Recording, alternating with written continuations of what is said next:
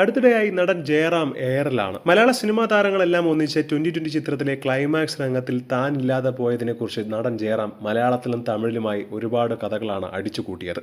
ഇതിനെ തുടർന്ന് ട്രോളുകളിൽ നിറഞ്ഞു നിൽക്കുകയാണ് ഇപ്പോൾ ജയറാം. പക്ഷേ ജയറാമിന്റെ അതിവിനയം കാണിക്കുന്നവരെ ഏറ്റവും കൂടുതൽ ജീവിതത്തിൽ വിശ്വസിക്കരുത് എന്ന് പറഞ്ഞുകൊണ്ട് രംഗത്തെത്തിയിരിക്കുകയാണ് ഇപ്പോൾ സംവിധായകനായ ശാന്തിവിള ദിനേശൻ. കാര്യം ജയറാം 2 രൂപയുടെ വിനയം കാണിക്കുന്നിടത്ത് 2000 രൂപയുടെ വിനയമാണ് കാണിക്കുന്നത്. കാരണം നല്ലതൊന്നും ജയറാമിനെ കുറിച്ച് തനിക്ക് പറയാനില്ല.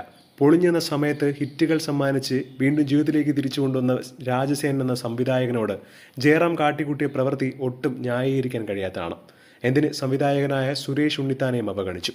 എത്രയോ നല്ല വേഷങ്ങൾ നൽകിയ ശ്രീനിവാസൻ രോഗബാധിതനായി കിടന്നപ്പോൾ ഒന്ന് തിരിഞ്ഞു പോലും നോക്കാത്ത വ്യക്തിയാണ് ഈ ജയറാം.